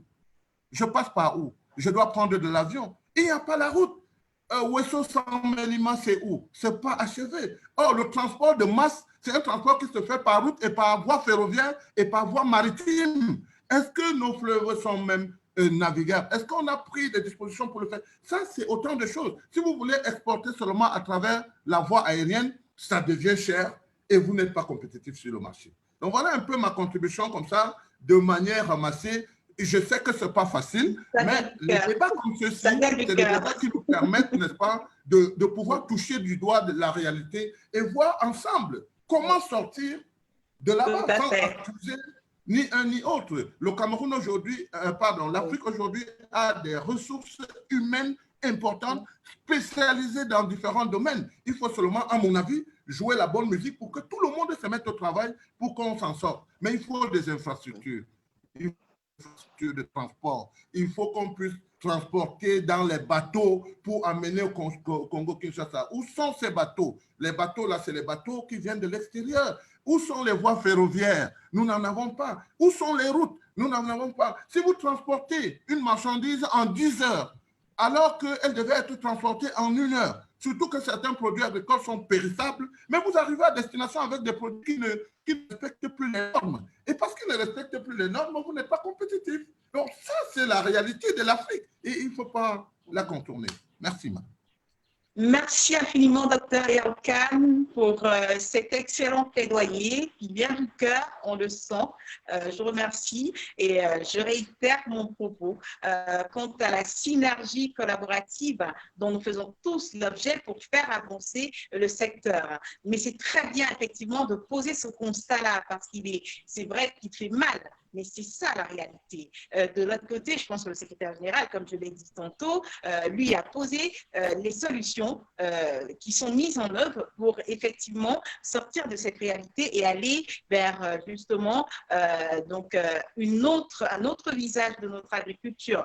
Avant de passer la parole à Madame Sanae Mehdi, de AgroSoc Consulting, je pense, je voudrais quand même signaler que certains pays font le pari justement de l'interdiction des importations massives pour certaines spéculations. Je veux citer par exemple le Sénégal. Malheureusement, Dr Moussa Seck, qui était censé être avec nous, ne pourra pas être des nôtres du fait de son agenda.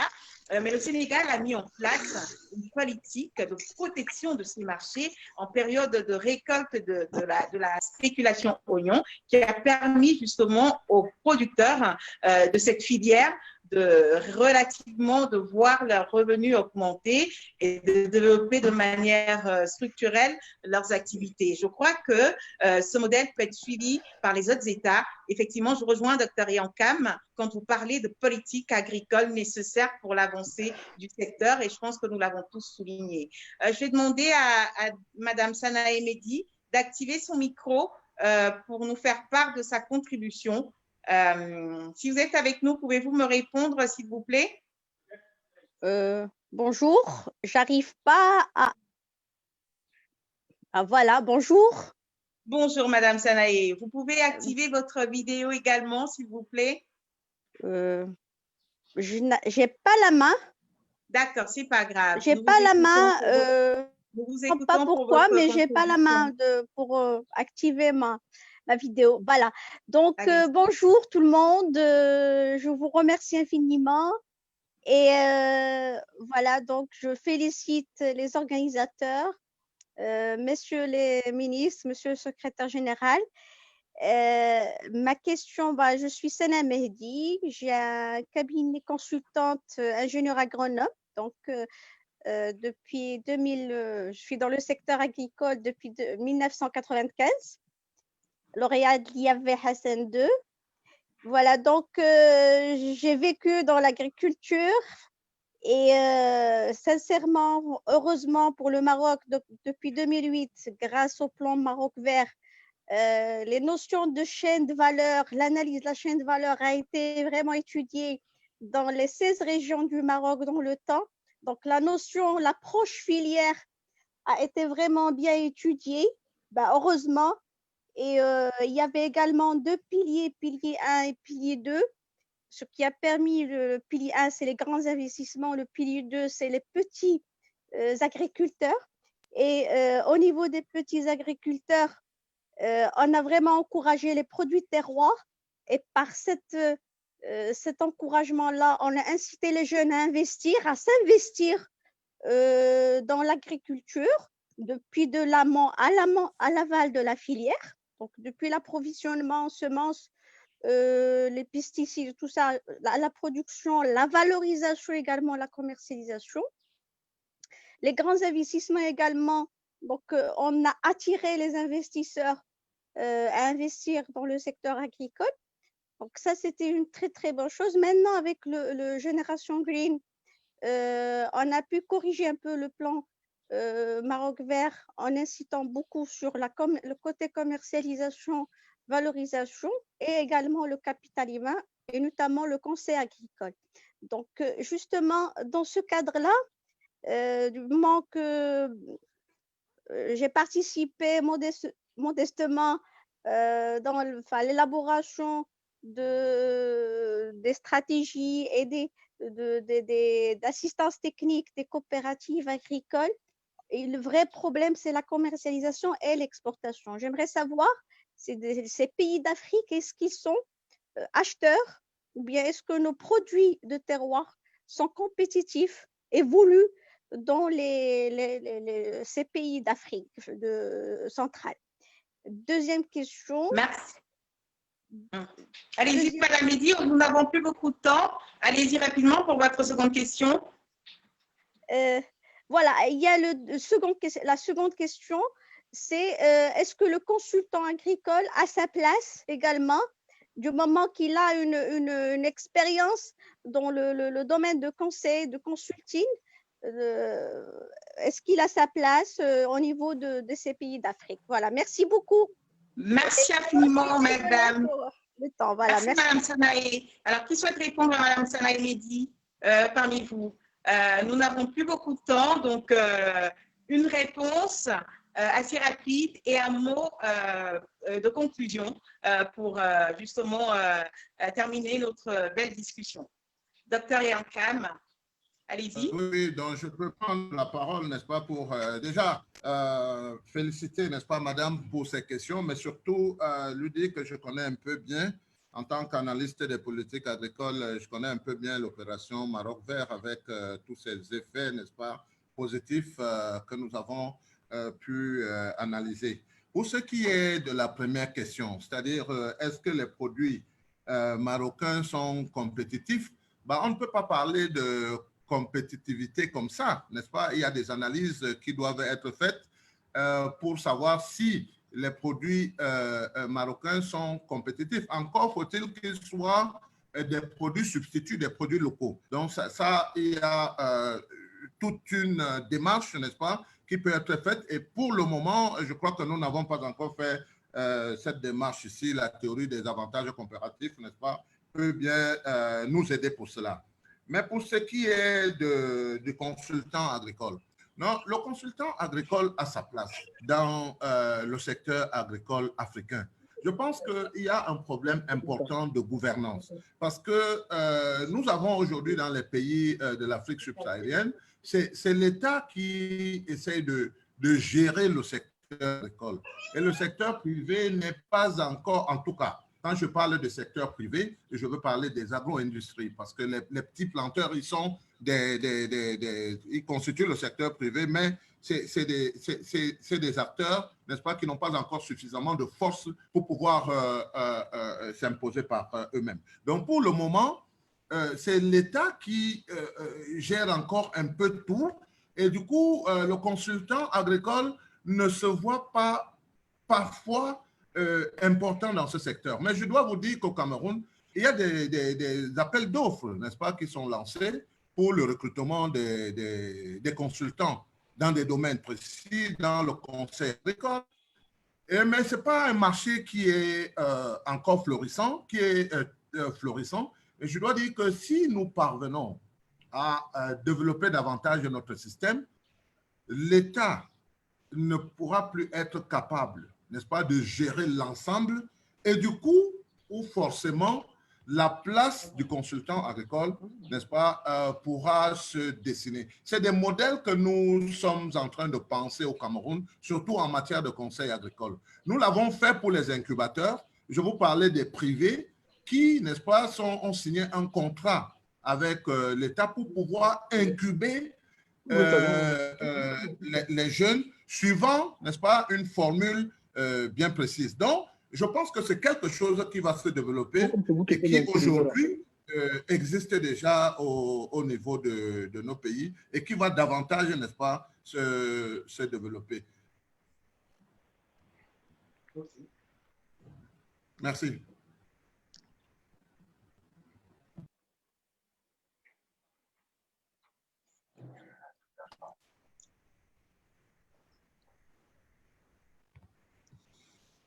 Vous êtes en mute, Charlotte. Madame, s'il vous plaît.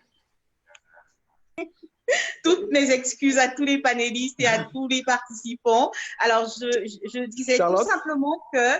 Oui, vous m'entendez là? Oui, je vous entends depuis le Gabon. Voilà. Donc, je remerciais le docteur Yonkam pour sa participation à cette excellente discussion. Je voulais également vous rassurer, docteur, ainsi que tous les participants sur le caractère crescendo de la demande en ce qui concerne le consulting en matière agricole et agroalimentaire. C'est une tendance vraiment que l'on peut observer aujourd'hui, aussi bien en Afrique centrale qu'en Afrique de l'Ouest et même ailleurs. Pourquoi? Parce que cette Afrique-là, c'est un marché colossal pour tous. Cette Afrique-là, c'est 2 milliards d'individus à l'horizon 2050. Et moi, je voudrais appuyer également sur la SLECA. C'est quand même 1 milliard et 200 millions de consommateurs.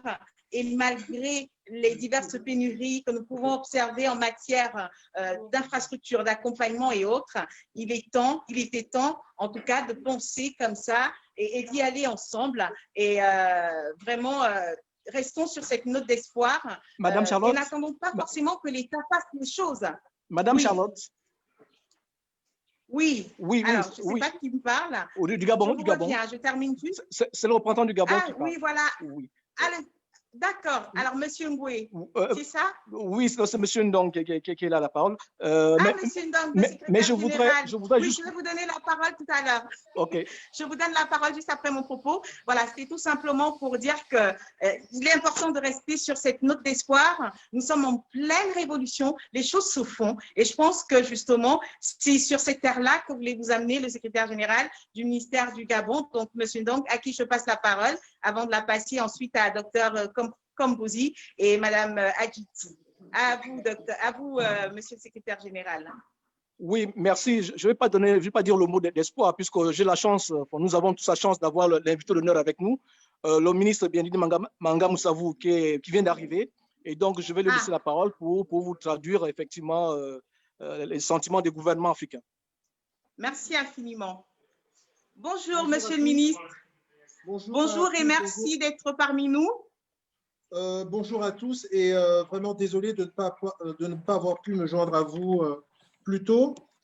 Le sujet que nous abordons aujourd'hui est extrêmement important parce qu'il touche à la transformation réelle de nos économies, surtout pour les pays comme les nôtres qui sont des pays, comme le disait mon directeur de cabinet tout à l'heure, qui sont des pays dont l'économie était essentiellement basée sur une seule ressource, je veux dire les ressources pétrolières.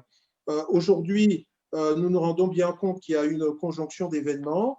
Je voudrais rappeler la baisse des cours des matières premières, Je voudrais rappeler aujourd'hui la situation de Covid-19 et je voudrais rappeler aussi un phénomène que beaucoup d'Africains peuvent peut-être minimiser. Vous m'entendez? Oui, oui, allez-y, monsieur le ministre. Un phénomène que beaucoup d'Africains peuvent minimiser, c'est qu'aujourd'hui, dans l'approvisionnement international, nous sommes en concurrence avec des pays continents comme la Chine et l'Inde. Aujourd'hui, un pays comme le Brésil, qui produit près de 3,5 millions de tonnes de viande, exporte à la fois vers l'Afrique et vers l'Inde et la Chine.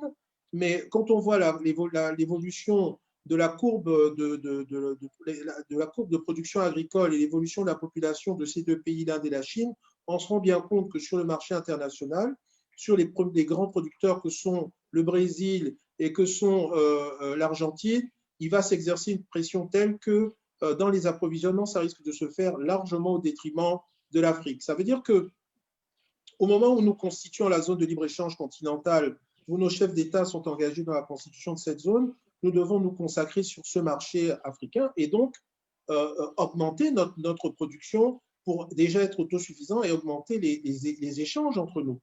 Maintenant, l'agriculture aujourd'hui, dans l'approche qui est celle du gouvernement gabonais et qui, je pense, est celle de plusieurs gouvernements, je prends l'exemple du Maroc, du Cameroun et du Sénégal et j'en passe, c'est vraiment de se dire qu'on va faire reposer notre agriculture sur des fondamentaux. L'agriculture spontanée doit désormais être oubliée.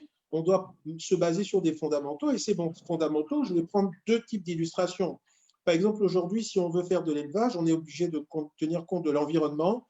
Si on est dans un environnement de forêt comme au Gabon, où il y a la mouche tsetse, on va savoir que nos bovins vont être attaqués. Donc, il faut vraiment renforcer des questions comme l'encadrement vétérinaire avec des lois qui permettent aux vétérinaires de se déployer et d'assister les producteurs. Pour commencer à faire nous-mêmes de la génétique pour renforcer les espèces, s'occuper de l'alimentation. Est-ce qu'on peut toujours, dans nos contextes, faire de l'élevage extensif alors qu'on doit préférer l'intensif qui nous permet d'avoir des meilleurs rendements, mettre des structures de transformation, d'abattage et gérer nous-mêmes les canaux de commercialisation. Le même exemple sur l'agriculture, désormais avoir des terres cadastrées, désormais avoir le souci que ces terres agricoles soient accessibles, faire en sorte que nous ayons des personnes formées, mais surtout que nous ayons une agriculture mécanisée et accès à des semences de qualité, des semences à haut rendement. Donc, l'agriculture d'aujourd'hui, donc l'agriculture de demain, c'est une agriculture scientifique qui tient compte de l'homme, qui met l'homme au centre, mais qui met aussi le résultat et vraiment la méthode en avant. C'est ce que nous essayons de faire, c'est ce que nous essayons de faire à la lumière de l'ensemble des programmes que nous avons lancés et où nous avons pu nous rendre compte des difficultés auxquelles nous avons été confrontés et surtout, c'est à la lumière des défis qui sont les nôtres dans un souci de devoir changer de paradigme, c'est-à-dire de ne plus dépendre de nos importations. Nous avons un objectif, celui de réduire de 50% nos importations, de créer des emplois dans le secteur agricole, tout comme dans le secteur de l'élevage ou le secteur de la pêche. Nous avons un grand potentiel. Donc, l'heure est plutôt favorable, je pense, pour l'agriculture. C'est un moment de prise de conscience pour le continent. C'est un moment où, au niveau des formations, du type de formation qui sont dispensées aux jeunes, nous pensons à faire en sorte de faire une adéquation formation-emploi. Et je pense qu'on devrait se donner rendez-vous dans 24 mois, dans 12 mois, pour voir les progrès qui ont été réalisés au fur et à mesure par l'Afrique. Pour terminer, je voudrais dire qu'il y a une initiative qui est l'initiative PDDAA, le programme détaillé de développement d'agriculture en Afrique, qui établit une notation de chaque pays sur des critères comme l'accès au financement, l'accès à la terre, l'accès à la semence, des critères comme la formation, les efforts faits en faveur des femmes, d'entrepreneuriat féminin dans le secteur agricole et la part que le budget de l'État consacre au financement de l'agriculture. Je pense qu'on a là un moyen de voir comment les pays africains évoluent. Le Gabon, lors de la première revue biennale, était à 2,9 sur 10. Lors de la dernière revue, nous étions à 4 sur 10 et nous estimons que la prochaine fois, nous devrions être à 7 ou à 8 sur 10 avec tous les efforts qui sont faits. Désormais, nous avons fait en sorte que les Gabonais puissent avoir accès à des terres cadastrées, dans le cadre des zones agricoles à forte productivité, où nous voulons réaliser l'agrégation. Nous avons réformé notre système de formation en mettant en place des certificats de formation professionnelle en technique agricole sur les sites des exploitations. Il y a tout un écosystème que nous sommes en train de constituer et je pense que tous les pays africains font le même effort. Maintenant, pour la conclusion des conclusions, vraiment, pour ne pas monopoliser la parole, je dirais que c'est aussi le moment pour nous, dans nos sous-régions, de tenir compte de nos avantages comparatifs. Je veux dire, le Gabon et le Cameroun, quand vous prenez le Gabon, actuellement, nous avons 6500 têtes de bovins.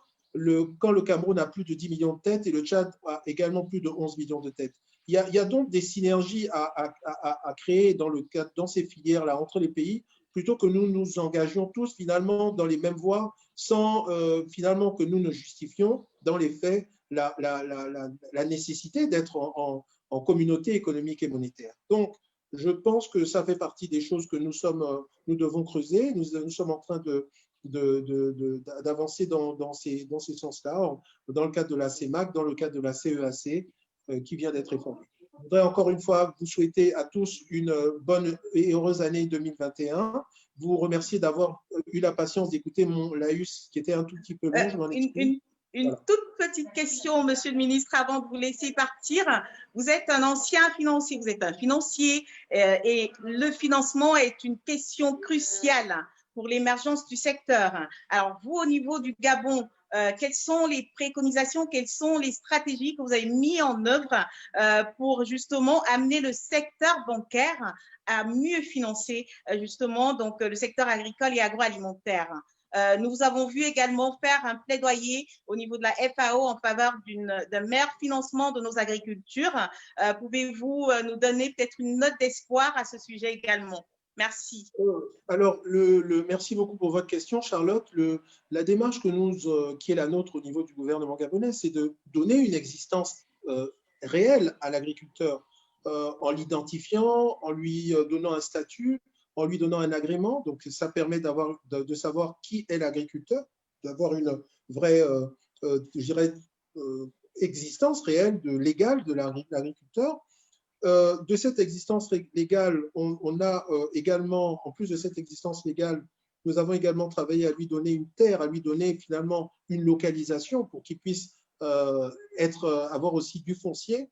Une fois que ce foncier est formalisé, ça permet donc aux banquiers d'entrer d'intervenir dans un écosystème où il sait qu'il y a quelqu'un qui existe. Non seulement il existe, il est connu du ministère, mais en plus, il a des terres. Ensuite, il a accès à des semences de qualité, il a accès à une intégration dans une chaîne de valeur qui donne finalement une meilleure lisibilité, une meilleure compréhension aux financiers lorsqu'il s'agit pour lui de prendre des risques.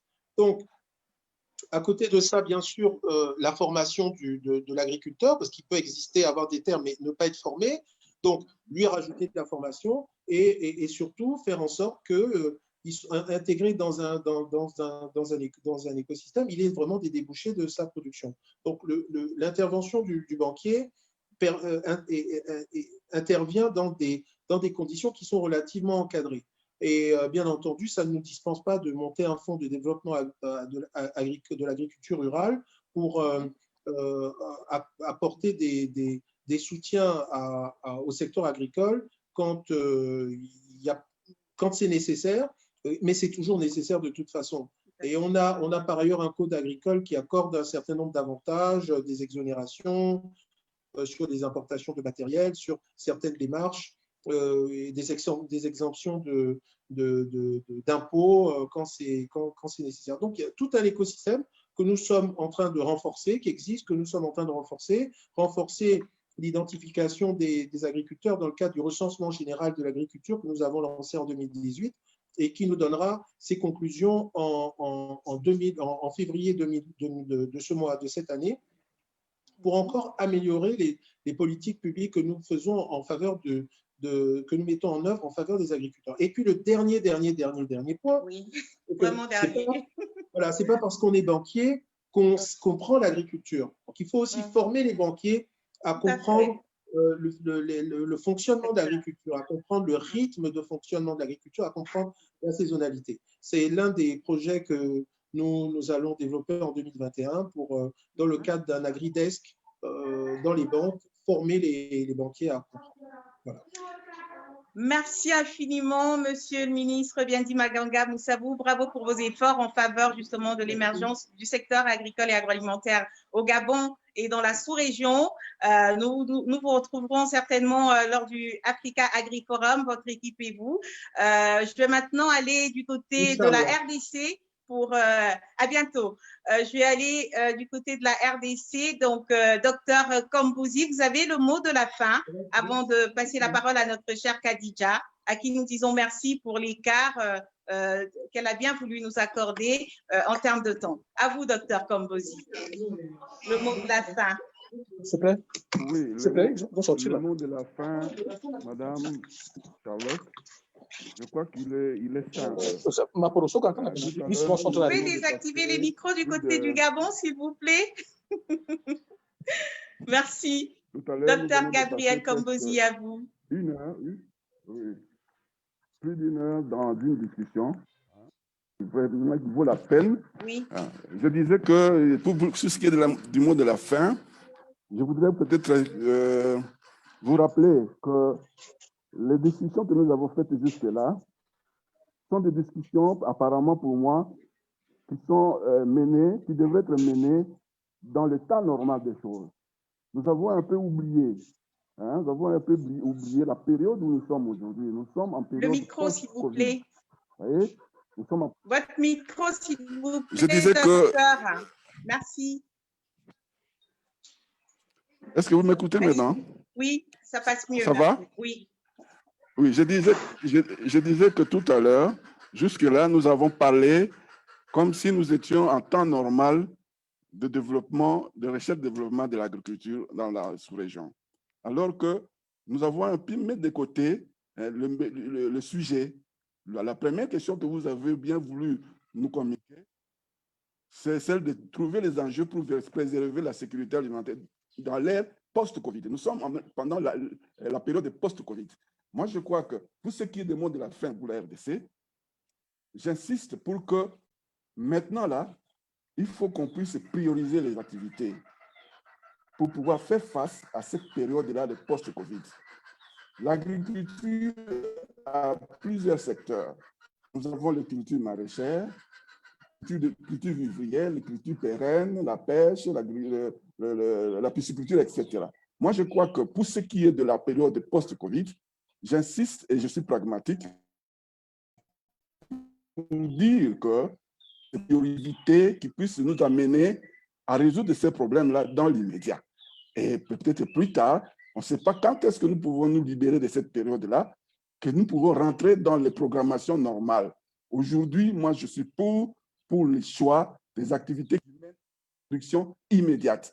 Je prends par exemple la pisciculture. Vous savez, madame, en RDC, nous avons des lacs, nous avons des fleuves, nous avons des rivières, nous avons toutes sortes, n'est-ce pas, dans toutes les provinces. Je ne peux pas vous surprendre pour dire qu'une seule ferme piscicole peut aujourd'hui produire 30 000 tonnes de poissons par an. Une seule, avec peut-être 5 ou 10 cages flottantes.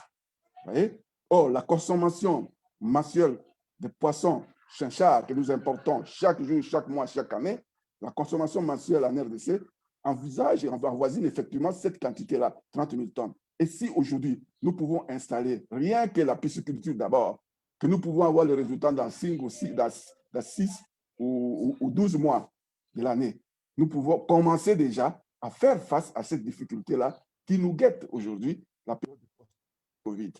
Je veux bien que nous puissions développer des programmes à court, à moyen et long terme, mais je préférerais plus prendre des programmes à très court terme pour pouvoir résorber les difficultés que nous avons aujourd'hui et pouvoir un jour penser à devenir compétitifs par rapport aux produits qui sont venus de l'extérieur. Je voudrais peut-être placer un petit mot, le dernier, sur ce qui est des échanges commerciaux entre nos pays de la sous-région. Les échanges commerciaux, c'est-à-dire, moi, je produis telle quantité de produits, d'aliments, que je peux déverser dans un autre pays qui en a besoin. Mais aujourd'hui, la RDC, je vous le dis parce que je sais bien que nous n'avons presque rien à exposer dans ces rendez-vous-là. Des échanges commerciaux. Je ne vois pas pourquoi nous pouvons aujourd'hui développer en RDC des activités, des idées qui puissent aller vers ces échanges-là, hein, alors que nous avons encore un client de l'autosuffisance alimentaire au niveau national. Voilà un peu, madame, ce que je pourrais dire en dernier mot.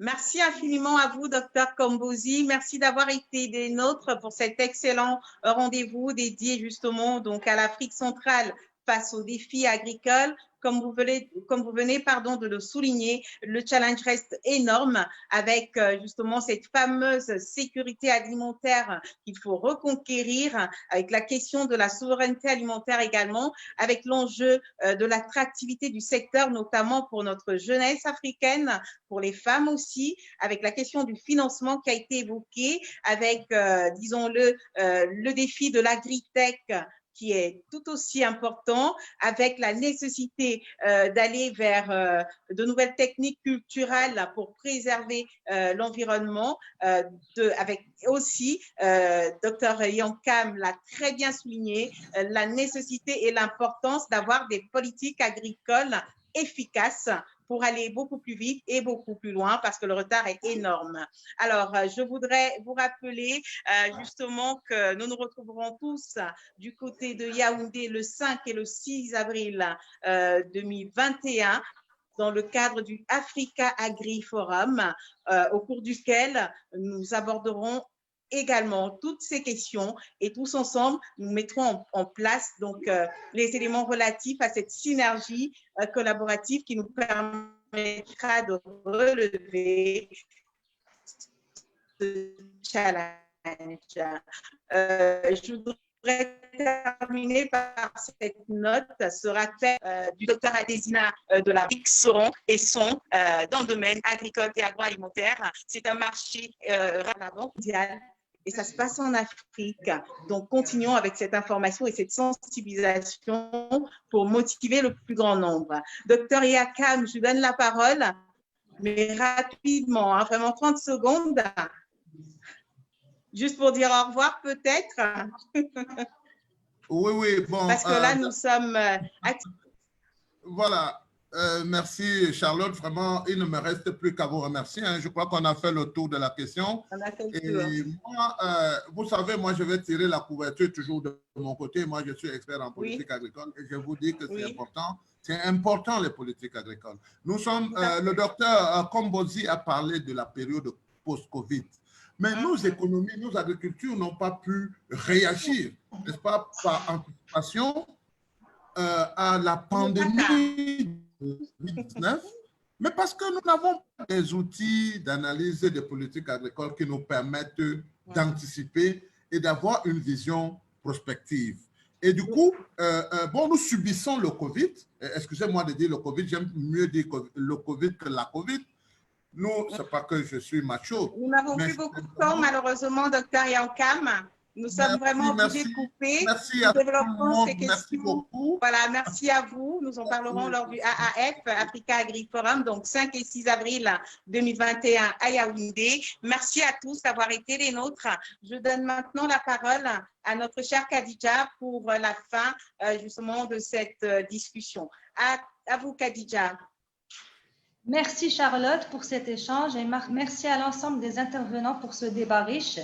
Nous vous donnons rendez-vous à Yaoundé, comme déjà présenté par Charlotte, les 5 et 6 avril prochains pour la 7e édition de l'Africa Agri Forum.